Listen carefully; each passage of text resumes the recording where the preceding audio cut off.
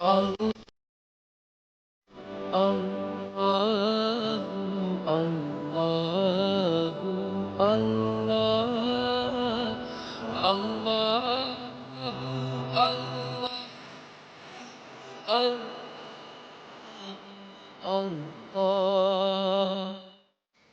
بسم الله الرحمن الرحيم.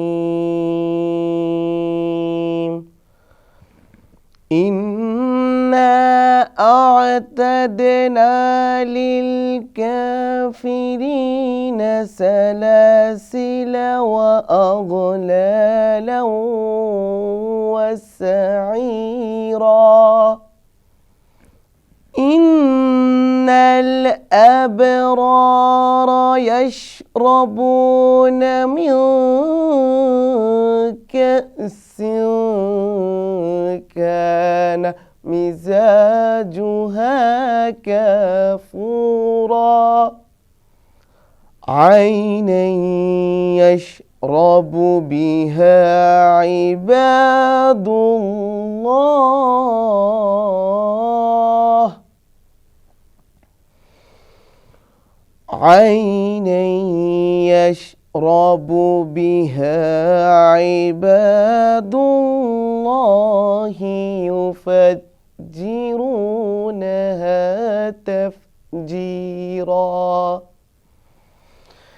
بسم الله الرحمن الرحيم. إنا أعتدنا للكافرين سلاسل وأغلالا وسعيرا.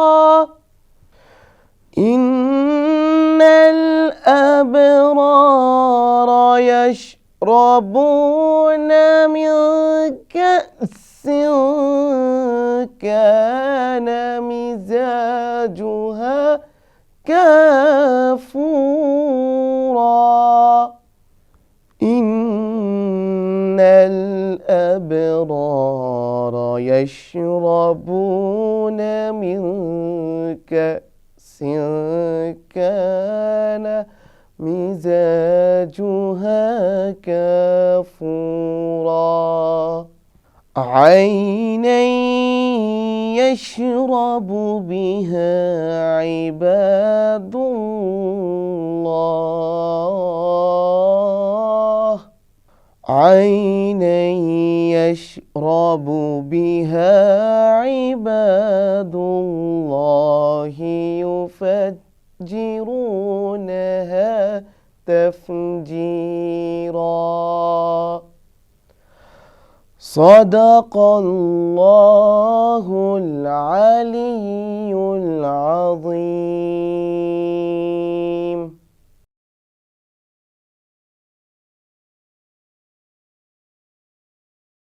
সূরা দাহর আয়াত 4 থেকে 6। আমি অকৃতজ্ঞদের জন্য প্রস্তুত রাখিয়াছি শৃঙ্খল, বেরি ও লেলিহান অগ্নি। সৎ কর্মশীলেরা পান করিবে এমন পানীয় যাহার মিশ্রণ কাফুর, এমন একটি প্রস্রবণ যাহা হইতে আল্লাহর বান্দাগণ পান করিবে, তাহারা এই প্রস্রবণকে যথা ইচ্ছা প্রবাহিত করিবে। আল্লাহ সুবহানাহু ওয়া তাআলা সূরা দাহরের 4 নম্বর আয়াতে বলেন, ইন্না আ'তাদনা লিল কাফিরিনা সালাসিলা ওয়া আগলালা ওয়া সাঈরা। আল্লাহ বলেন, কাফিরদের জন্য রয়েছে শিকল, বেরি ও জ্বলন্ত আগুন। আল্লাহ সুবহানাহু ওয়া তাআলা এই আয়াতে কারিমা সমূহের শুরুতেই জানিয়ে দিলেন কাফিরদের জন্য পরকালীন জীবনে কি কি শাস্তি রয়েছে। তার মধ্যে অন্যতম হচ্ছে যে তাদেরকে শাস্তি দেওয়া হবে শিকল পরিয়ে, বেরি এবং জ্বলন্ত আগুনের মধ্যে নিক্ষেপের মাধ্যমে। কোরআনুল কারীম আল্লাহ সুবহানাহু ওয়া তাআলা পরকালীন জীবনের কথা এত বেশি বলেছেন, তথা মিজান, পুলসিরাত, আখিরাত, জান্নাত এবং জাহান্নামের কথা আল্লাহ এত বেশি বর্ণনা করেছেন। এই আয়াতগুলো যদি আমরা একত্রিত করি তাহলে আমরা দেখতে পাই কোরআনের 1/3 প্রায় 1/3 আয়াতে কারিমা সমূহ আল্লাহ পরকালীন জীবনের কথা বলেছেন। কেন এত বেশি পরকালীন জীবনের কথা আল্লাহ বললেন কোরআনে? কারণ এই মানুষ সংশোধিত হবে শুধুমাত্র এই আয়াতগুলোর মাধ্যমে, বা পরকালীন চিন্তা কোনো মানুষের ভিতরে যখন থাকবে তখন সে সত্যিকার অর্থে একটা ভালো মানুষে পরিণত হবে। এই জন্য আল্লাহ সুবহানাহু ওয়া তাআলা বারংবার কোরআনুল কারীমে পরকালীন জীবনের কথা বলেছেন। আল্লাহ তাআলা এই আয়াতে কারিমা সমূহের শুরুতে কাফেরদের শাস্তির কথা বললেন। যারা কাফের, যারা দুনিয়ার জীবনে আল্লাহকে অস্বীকার করবে, আল্লাহর হুকুমকে অমান্য করবে, আল্লাহর অবাধ্য হবে, নামাজ, রোজা, হজ, যাকাত, আল্লাহর বিধানকে যারা লঙ্ঘন করবে, আল্লাহ তাদেরকে শাস্তি দিবেন। শাস্তির অনেক ধরন, তার মধ্যে একটি হচ্ছে শিকল পরানো, বেড়ি পরানো এবং জ্বলন্ত আগুনে নিক্ষেপ করা। এই প্রত্যেকটা শাস্তি কিন্তু কঠিন। আল্লাহ সুবহানাহু ওয়া তাআলা হাশরের ময়দানে ফেরেশতাদেরকে বলবেন, খুযুহু ফাগুল্লু সুম্মাল জাহিমা সাল্লু, এদেরকে ধরো এবং পাকড়াও করো এবং জাহান্নামে নিক্ষেপ করো। আর ফেরেশতারা আল্লাহর হুকুম মোতাবেক কাফেরদেরকে ধরবেন এবং জাহান্নামে নিক্ষেপ করবেন। আর জাহান্নামের ফেরেশতারা তখন কিন্তু এই কাফেরদেরকে জিজ্ঞেস করবে, তোমরা জাহান্নামে আসছো কেন? দুনিয়ার জীবনে কোরআনের কথা শোনো নাই? তখন তারা বলবে, ক্বালু লাম নাকু মিনাল মুসাল্লিন ওয়া লাম নাকু নুতইমুল মিসকিন ওয়া কুননা নাখুযু মাআল খাওয়াইজিন। তারা বলবে, আমরা দুনিয়ায় নামাজ পড়ি নাই, যাকাত দেই নাই, এতিমের সম্মান করি নাই, এতিমকে খাবার দেই নাই। তার মানে হলো জাহান্নামে যাওয়ার পিছনে অন্যতম যে কারণ সেটা হচ্ছে নামাজ না পড়া। প্রিয় দর্শক ও শ্রোতা, আসুন এই আয়াতে কারিমা থেকে আমাদের যে শিক্ষা সেটা হলো আল্লাহর হুকুম মোতাবেক আমাদের জীবনকে সাজাতে হবে। আল্লাহ সুবহানাহু ওয়া তাআলা পরবর্তী আয়াতের মধ্যে বললেন, ইন্নাল আবরারা ইয়াশরাবুনা মিন কাসিন কানা মিজাজুহা কাফুরা। আল্লাহ বললেন, আর পুণ্যবানরা পান করবে কাফুর মিশ্রিত পানীয়। আল্লাহ সুবহানাহু ওয়া তাআলা জাহান্নামীদের শাস্তির পাশাপাশি কিন্তু আবার জান্নাতের নাজ নিয়ামতের কথা বলে দিলেন। যারা মুমিন, আল্লাহর হুকুম মোতাবেক চলবে, তাদের শেষ ঠিকানা হবে জান্নাত। আর জান্নাতের ভিতরে অসংখ্য অগণিত নিয়ামত দিয়ে আল্লাহ তাআলা পরিপূর্ণ করে রেখেছেন।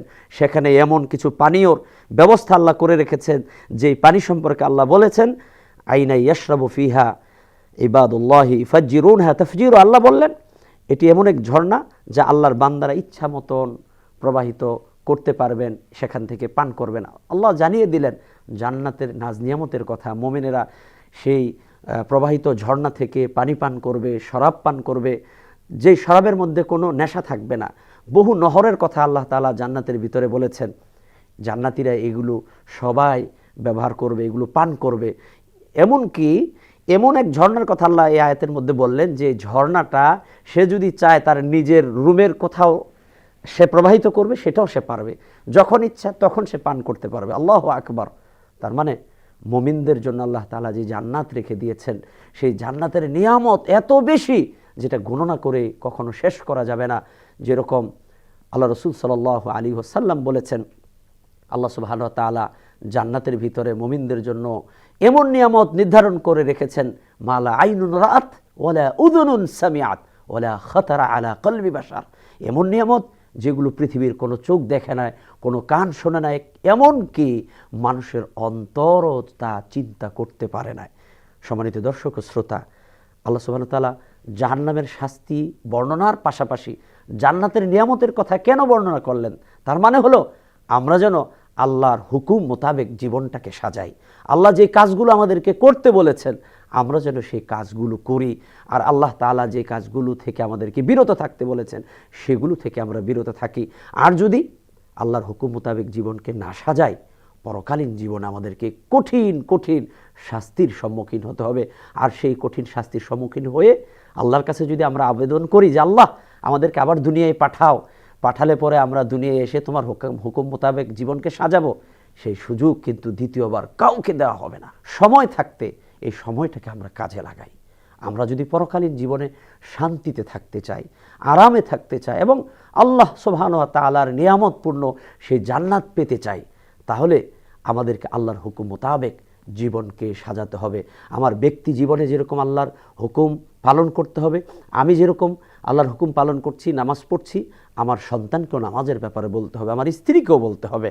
আবার আমি যদি কোনো দায়িত্বে থাকি, আমার অধীনস্থ যারা, তাদেরকেও কিন্তু নামাজের ব্যাপারে বলতে হবে। রমজান মাস আসলে রমজানের রোজার কথা বলতে হবে, নিজে রোজা রাখতে হবে, অন্যকে উৎসাহিত করতে হবে।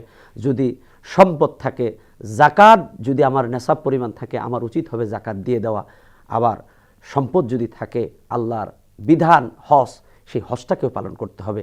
আর এগুলো যদি আমরা না করি, এগুলো যদি অমান্য করি, তাহলে কিন্তু পরকালীন জীবনে রয়েছে কঠিন শাস্তি, কঠিন যন্ত্রণাদায়ক শাস্তির ব্যবস্থা আল্লাহ রেখেছেন, যেখান থেকে কেউ রেহাই পাবে না, মুক্তি পাবে না।